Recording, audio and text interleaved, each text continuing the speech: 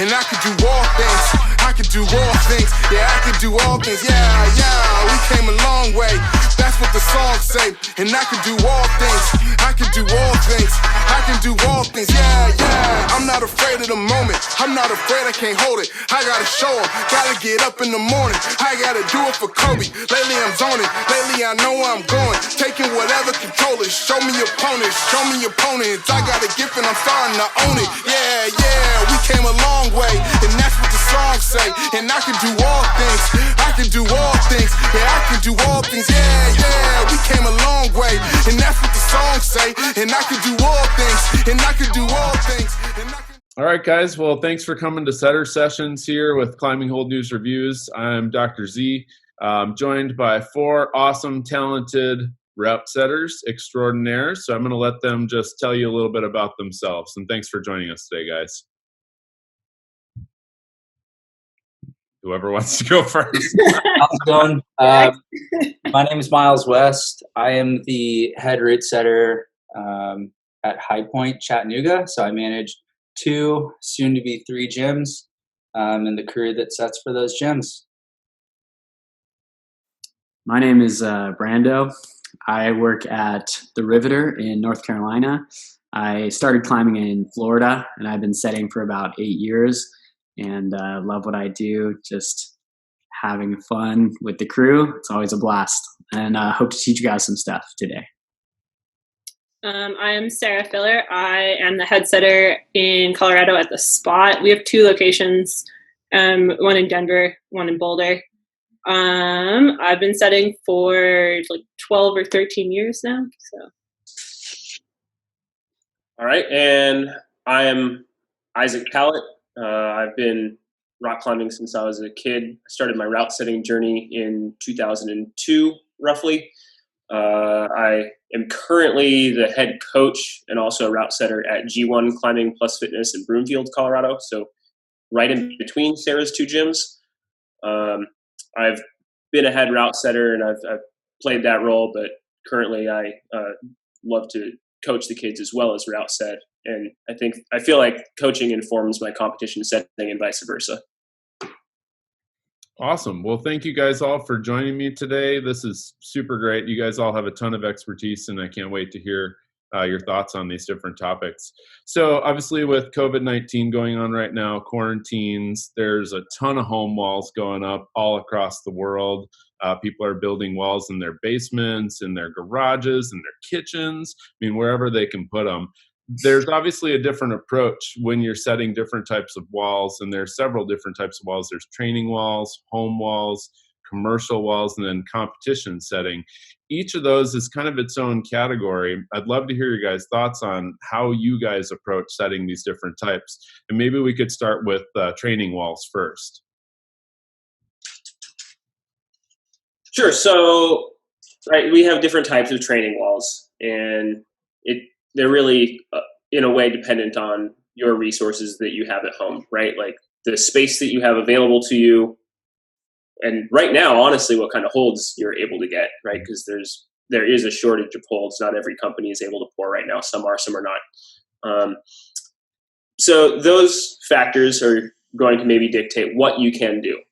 Maybe you have a small amount of space and you want to build a system wall, like a symmetrical board, similar to, right, like now we're all familiar with the tension board and the symmetry that it allows us to mirror this problem on, leading with the right hand in one way, and then we hit a button and we flip it.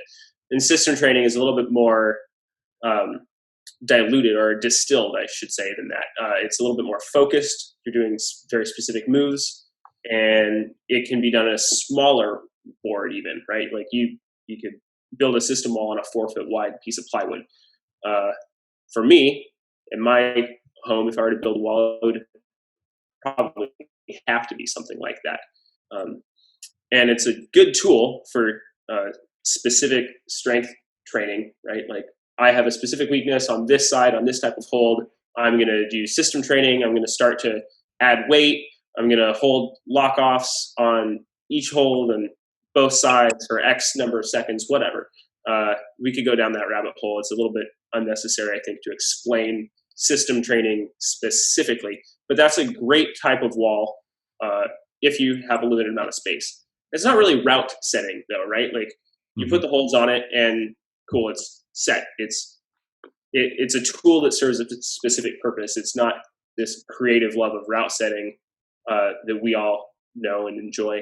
The same way that like setting a spray wall is, which is, I think, most of us, when we think of like a home wall, we think of a spray wall or like what we used to call a garage wall or a woody, right? And I think a lot of those are what are being built right now. Of course, with the limitation of what kind of holds people can get. I've seen a lot of videos of people making their own holds, right? Like I've got leftover lumber from building my wall, so I'm going to try to like make some holds right now. But I think that most of us can speak to, at least in a learning environment, like playing on home walls and spray walls. Correct me if I'm wrong. Yeah, absolutely. I think spray walls, at least for myself, were, that's where the base for my knowledge of movement that later bled into route setting. That's where it began, right? It was kind of us just making up our own moves, and through that you start understanding spacing and kind of why things work the way they do. And it's kind of cool. I mean, setting up a spray wall, like, I don't necessarily subscribe to the idea that a spray wall is just random holds everywhere, because anyone who has had a fair amount of experience with them does recognize the difference between a really thoughtfully set spray wall and kind of just random holds plastered everywhere. But generally, it is kind of cool. It's a great use of the space. I think a much more efficient use of limited space than setting specific routes or specific boulders on a home wall. So I've got like a big pile of holds. How do I set up a spray wall, guys? I feel like one approach could be, I agree with what Miles is saying, and like there should be some thought behind like what angle your holds are. But if you have like absolutely no idea where to start or anything like that, just throw all the holds up. Like you always have the ability to change angles of any of those holds as you're starting to figure out like what moves or what boulders you're trying to like quote unquote set on there.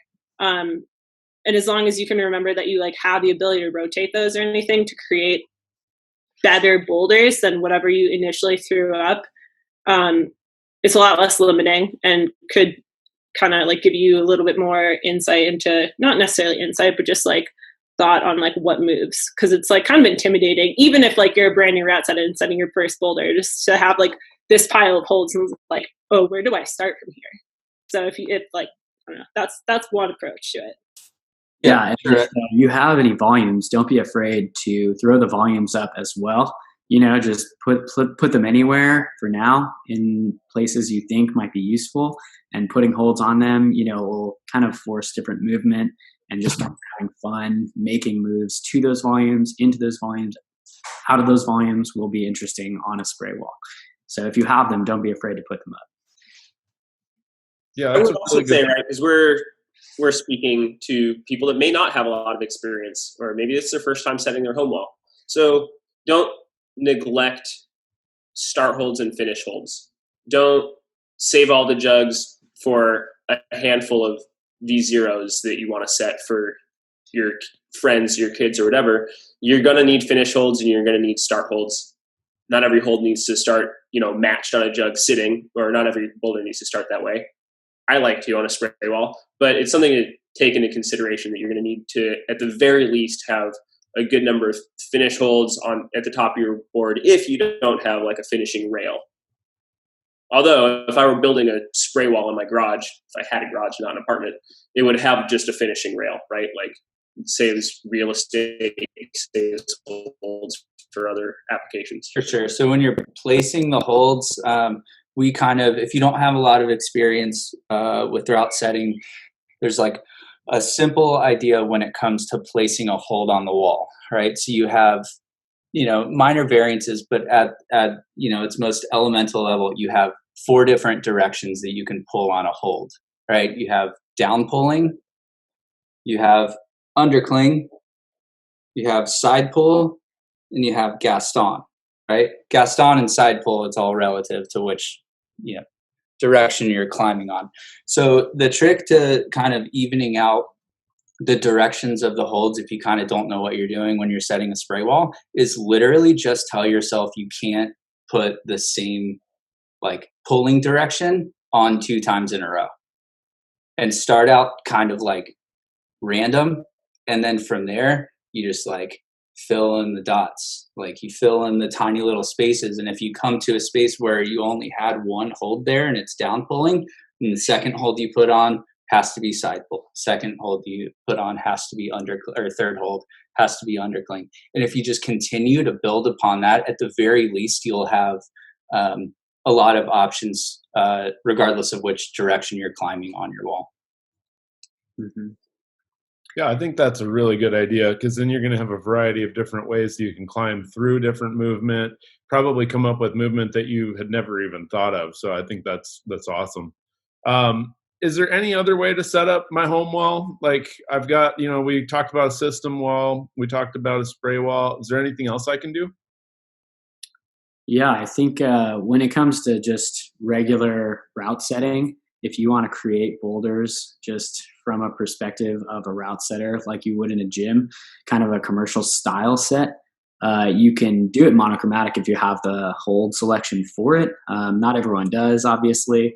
So you can put it up with tape potentially. Any kind of tape will work. Electrical tape, duct tape, they make like 1,000 different kinds. So just something that will allow you to understand which ones are which. And with that said, making sure that you don't just put up like 10 hardcore boulder problems. Make sure that if you're going to be setting like specifically routes, that you create what's called a spread. I think it's super great that during the COVID and, potentially afterwards, everyone can use a home wall to train and to stay in shape. But with that, comes responsibility of not getting hurt. So making sure that you're warming up properly, set a V0, set a V1, set a V2, and then all the way up until your limit boulders. Make sure that you have a spread there that will accommodate, warming up your fingers. We all want to protect and stay safe. So just creating some boulders that are different styles, but at like a moderate and easy level first, and then working up to your harder stuff.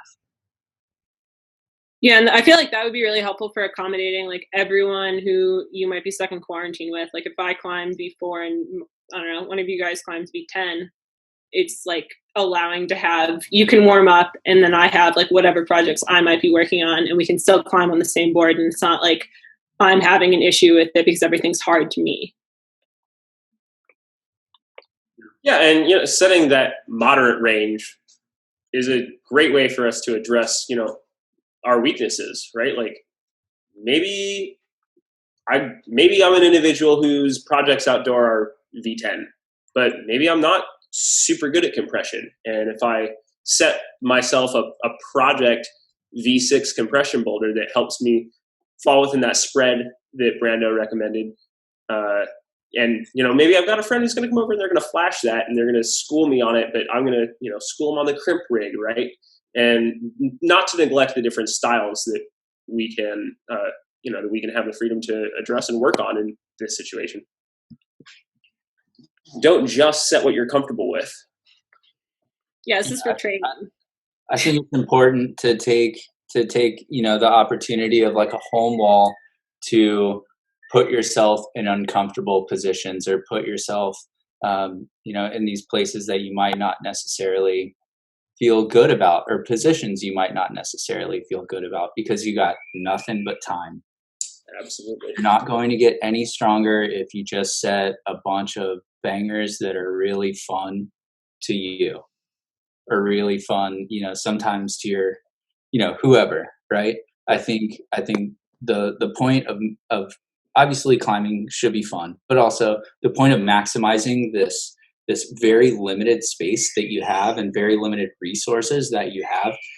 And if you guys can hear, I don't know if you can hear the dragon in the background. That's actually my 8-month-old. Sorry, but you have this very limited space in this limited time. So don't be afraid to, as you're tweaking or as you're climbing, you feel a move and it feels good to you. Like there's nothing wrong with just like turning it slightly a degree or moving the foot a little bit farther out and toying with it. Because honestly, like most of the route setters who are at like what I would consider a high level, the only difference is that they've failed a lot more. They've made a lot of mistakes. And at this point, they fail faster. That's it. That's the only difference. So don't be afraid to like tweak things around and like put yourself in a position to where you're being challenged. Just because you can't do it in the second try doesn't mean it's impossible. Doesn't mean it's too hard. It's just a matter of like understanding that movement. And that's the point of climbing to me. Sorry, that was a tangent.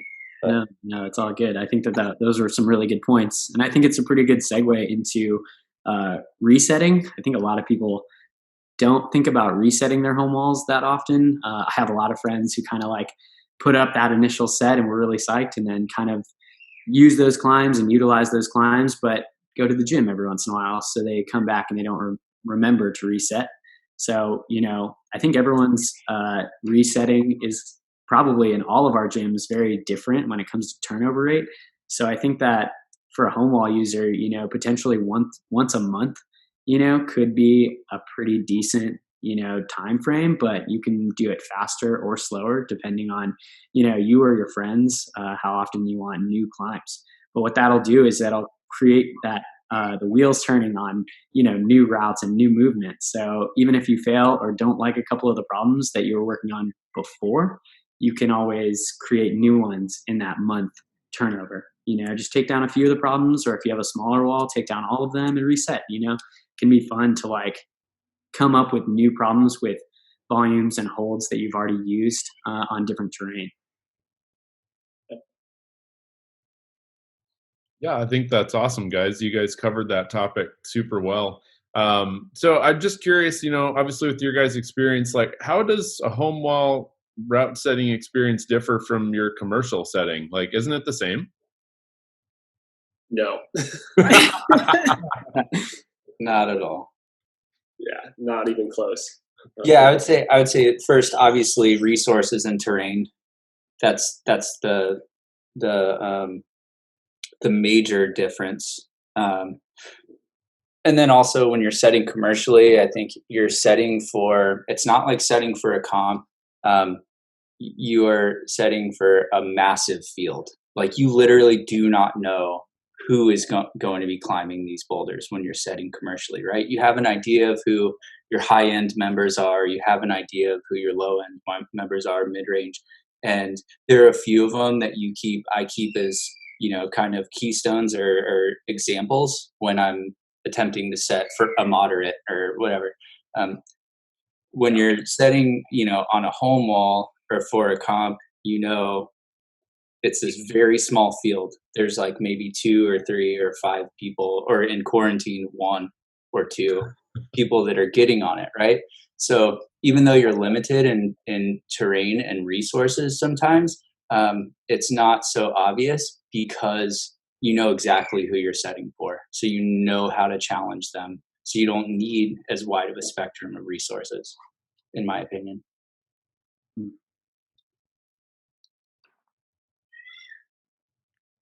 What do you guys think? Yeah, no, I agree with Miles. I think another point too is like the amount of holds that you have to select from.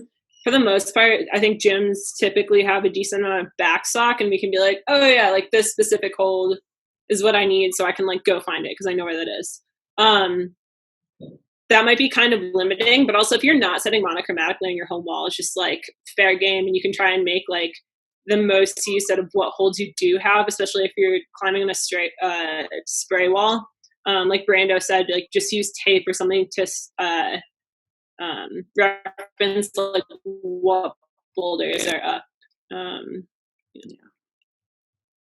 Yeah, or is write names on the holds, which is an approach that maybe is not as in vogue nowadays as it used to be, but I've seen a lot of old training walls that way, right? Like you've got the hold named Miles and the hold named Sarah and the hold named Brando and the hold named Isaac, and you go ahead and like set the boulder that climbs through them or whatever. And maybe a lot of people, at least back in the day, used to have like books of boulders. Like maybe that's not a thing anymore, but I've climbed on a lot of woodies where you've got pages and pages of like this boulder climbs through, these named holds. It's kind of a fun approach. It's maybe not as effective as tape, but let's say you're in a situation where you don't have tape, but you do have a Sharpie marker. It works. And that's just pick things. But that's no, you're right.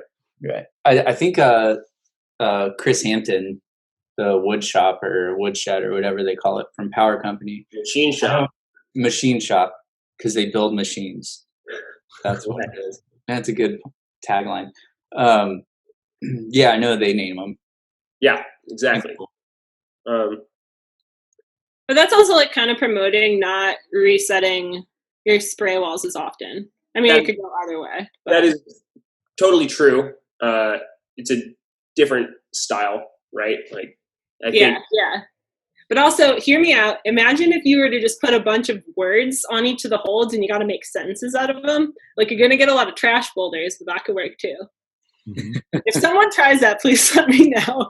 It's probably like a terrible idea, but it could be real entertaining. Sarah, I don't think there are any terrible ideas. I think that could be kind of fun. Like, no bad ideas in brainstorming. Yeah. If it doesn't One work. man's trash is another man's treasure. As a new route setter, or as someone who might be getting into route setting, I know I've already said it, but like failing is normal. It's just like rock climbing. Like failing is normal. It's going to happen 9 times out of 10.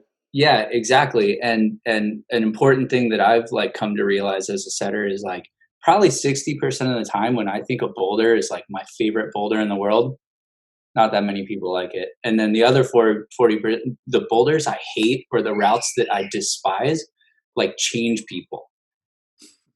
So like it's all nonsense. I agree with you there.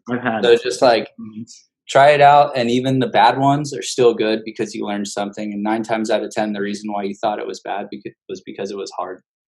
Yeah, I actually have a rule of thumb in my gym. It's 70-30. So 70% of the time, you're going to please 70% of people. But that other 30%, you definitely want to create those boulders. So, the styles and the mantles and the weird trick problems, some people don't like them. But, you're going to please somebody every once in a while, and it's just going to change them. So I think that my advice to a new setter would just be as creative as you want to be. Just if you think of something and you can make it happen, just try to make it happen. And if it doesn't work, that's okay too. It might even be cooler. The way it didn't work creates something else. So don't be afraid to fail. Just like Miles said, it's kind of just a trial and error process. When I introduce myself to people as a route setter, I tell them, I don't really know what I'm doing. We're just trying stuff. We're just puzzle solvers. To create a puzzle, sometimes you have to have a out of the box idea, and it doesn't always go according to plan, but it can come out pretty cool anyway. So, what do you guys think? This is a segue topic here, or tangent, but what do you guys think are like the top 3 rules of route setting? Commercially or competition or just generally? Let's just do like in general. Don't hurt anyone. Safety, but that's third. We're going to work from the bottom up. Yeah. Safety for sure. Know your audience. Yeah. Know who you're setting for. Like I would call that number 1. Like it's already been mentioned here. It's pretty critical. Mm-hmm. I don't know if this would like maybe be quite a rule, but also just like not being attached to boulders and being okay with that change. Like we're saying, like the fail, like aspect of that. Just be okay if people are breaking your boulders or something has to get completely changed or whatever. And it could be for a number of reasons, like we're spending too much time on this and it's not working out, or like this isn't what we need for the field, if it's like competition or commercially too. Because if I have like 7 different crimp V7s, I'm like, yeah, no, like it's too much. Also, shouldn't get to that point initially. But yeah, just not being too attached to boulders emotionally. And I mean, especially if it's like doesn't work out or we have to completely change it, like you're learning something from that no matter what. Yeah. My biggest rule is have fun. If you're not having fun, the people climbing it are not going to have fun. So I think that's number one for me. While I'm setting, I make sure to have fun. If it's getting frustrating, just take a break, change it around, do something else. Keeping the fun is definitely going to create better products in the end. Sure. I like those 3 rules, guys. And especially, I just want to throw one more thing in there with the safety. Don't leave your drill or wrench on top of a ladder. For all of you, don't leave anything on a ladder. Never anything on a ladder. So that's like rule number 3 or 2 or something in every setter handbook. Yeah, I've like written at every gym, and it's immediate firing. Seriously. Don't leave anything on the top of ladders. I mean, I don't disagree with that. I'm sure we've all seen it happen, and it's not cool when somebody gets hit in the head with a, God forbid, a drill. For sure. I mean, that's definitely probably not a home wall issue. That's more of like a industry kind of commercial and competition setting thing. But even still, it should just be a rule of life. Like, even if you're not route setting, don't leave something on top of a ladder.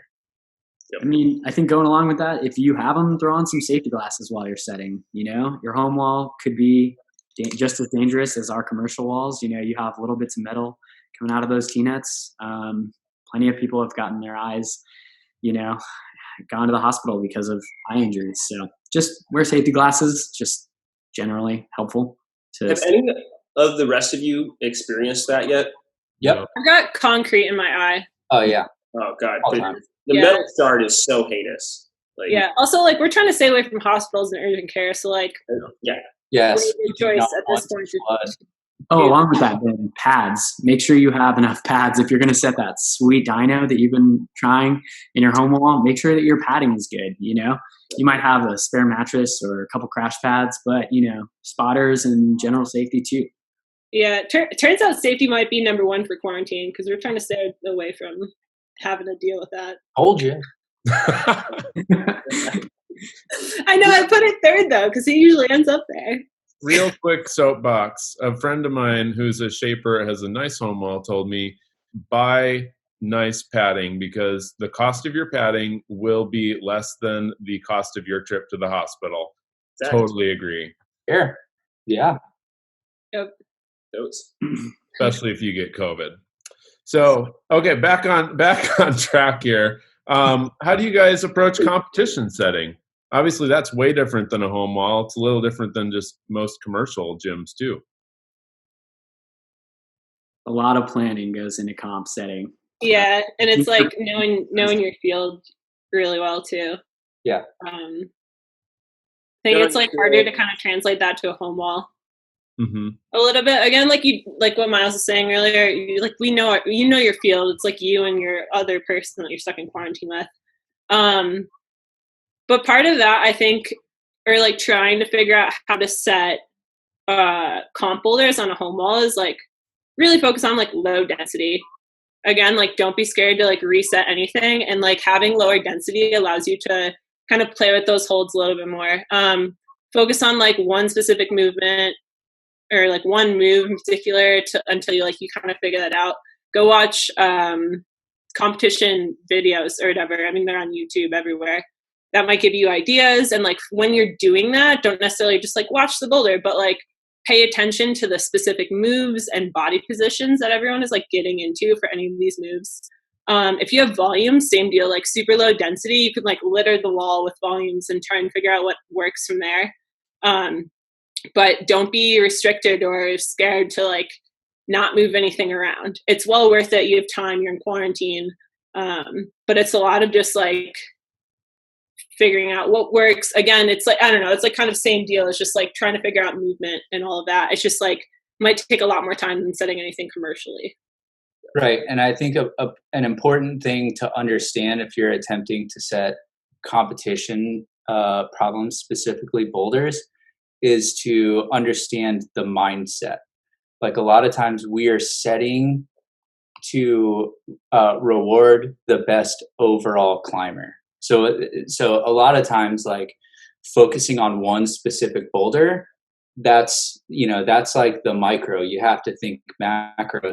Setting 4 boulders, they have to offset each other, right? Because if you have this field of 20 people, you have to give every person in that field a chance, or like something that might suit them, but then also test them in other ways, right? So when you're stepping into the competition world, consider how can we test, or how can I test my kid, or how can I test myself? And a lot of times with that in a competition, we're looking for separation, right? So a solid way to do that, which is, kind of now turned into the whole hardcore parkour coordination move thing, is risk. Risk is like a great way to kind of separate a field. So I don't want to go on a tangent because we can go way deep into this, but you should look up the RIC scale. You should, try to understand that the best you can, risk, intensity, and complexity. And for the most part, I would say that that's kind of what a lot of competition climbers are focusing on right now. And throughout a round of boulders, we're grading things based on risk, intensity, and complexity, and making sure that all of them has kind of a different, is asking a different question. Right. Yeah, kind of building on that. I mean, you got to also think about terrain. I think that most people, when they build a home wall, are probably building a 45 or a 30, something like that. But when you think about competition setting, the reason the World Cup wall is designed the way it is because it tests different wall angles. So it tests people on slab, tests people on overhang, tests people on vert.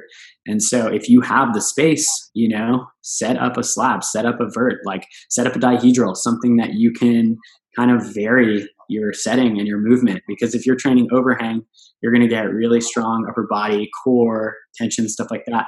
But you're not going to be training that slab, delicate movement.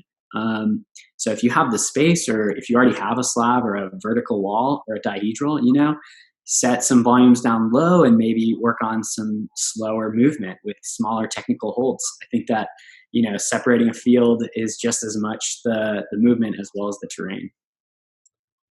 I think another thing that is a little bit different for competition climbing to commercial setting, or setting both parts of that, is when we're setting for comps, we don't necessarily focus that much on grades, but like what Miles is saying, it's just like separating all of the climbers through different movements and like different styles of climbing too. So like that might be a little bit harder because we're, as commercial climbers, a lot of people are way more focused on grades.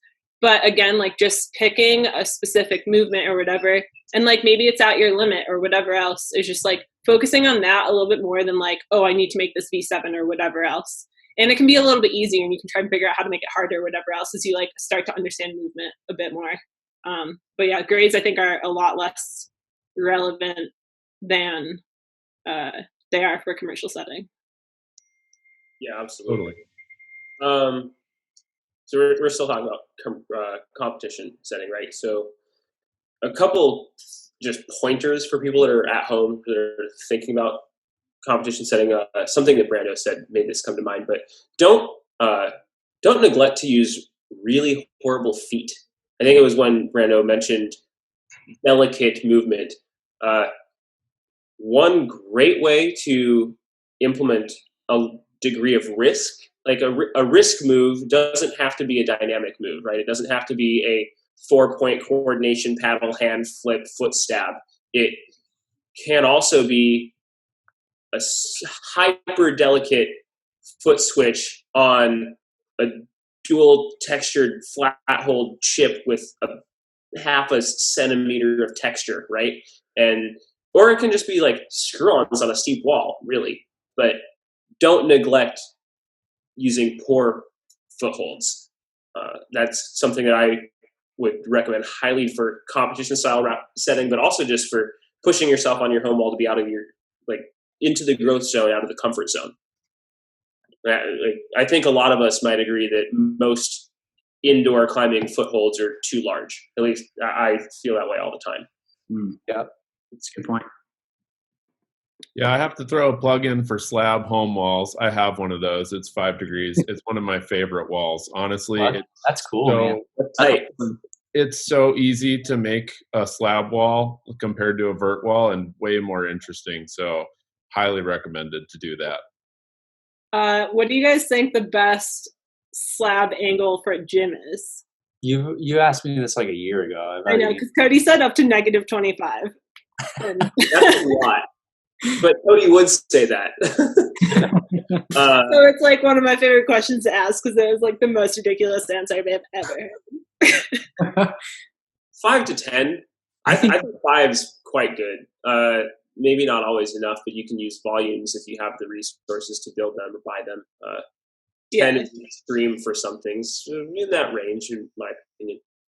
Yeah, I think I said 6 only because we had one wall at Momentum, Texas that I was in love with, and I got my little app out and I measured it and I just said, like, very directly back to her, 6. Okay, cool. I do that too with the phone, but I'm like trying to get good at guessing wall angles. Yeah. So I like take a guess and then measure it. A lot more with slab. I'm getting okay at it, but yeah, it's funny that game. It's fun. I think 7. Yeah, I think that just having like almost it too good of like leaning in surface, but that can just force you into these really interesting movements, and you can space out holds really. I do kind of a reverse style setting sometimes on slab where I remove as many holds as I can to figure out what the movement is looking like. Add feet where I think they should go, but feet are the key on a 7-degree slab or more, so I think that it can be really, really unique, especially to a setter, and a climber. Just such interesting movement comes out of that. And for me, I prefer to climb on overhang. So when I set on slab, I'm really learning and, trying out new moves, and it's super fun. So speaking of setting, just another quick question for you guys. Do you guys set down top down or bottom up? Middle out. Middle out. It's like genuinely depends. What? Sorry, somebody go ahead. Yeah, for me personally, it depends. If we're talking about boulders specifically, if I'm setting, like competition, a lot of times I will set kind of like the move I want and put that on the wall and make sure that that's right. And then at that point, something we didn't touch when we were talking about competition setting is 99.9% of competition setting is what we call progressive, or that's what we're attempting to do. So we're attempting to make every move incrementally harder than the last, all the way through, right? So last move should be the hardest move. First move into the boulder should be the easiest move, right? So that being said, if I start in the middle, or if I start kind of in like the feature part on a competition boulder, it allows me to better understand where I need them to be to start and where I need them to be to finish relative to this middle move or this middle thing. Commercially, I bounce back and forth. Like sometimes I want them it all comes down to, again, resources and terrain. If I have like a weird dihedral section, I'm going to go set that and then try to get them in and out of it. Or, it's fully dependent on the terrain most of the time for me. And personally, you know, I think that I have some setters that work for me that just prefer a singular method. You know, for me, it does very like you, Miles. I like to pick the part that is kind of speaking to me and the thing that kind of makes me stoked. Because, like I said, I like to have fun when I set. So if I can find the part of the climb that is going to, you know, really be the easiest or most fun to set, I'm going to get that on the wall first and then kind of work around that and get them in and out of it. But, you know, just generally for my efficiency's sake, I like setting ground up from mostly boulders and rope perspectives. But, you know, it really just depends. I used to set top down 2 routes at a time in my old gym. So really anything goes. And that's, you know, right, like if we're working on a rope and we're setting on terrain where it's easy enough to set top down, that's a super efficient way to like get our job done quickly, especially if you're not, you know, if you're not reinventing the wheel or doing some crazy experimental movement. Like you can create flow out of the bucket top down like super easily and efficiently.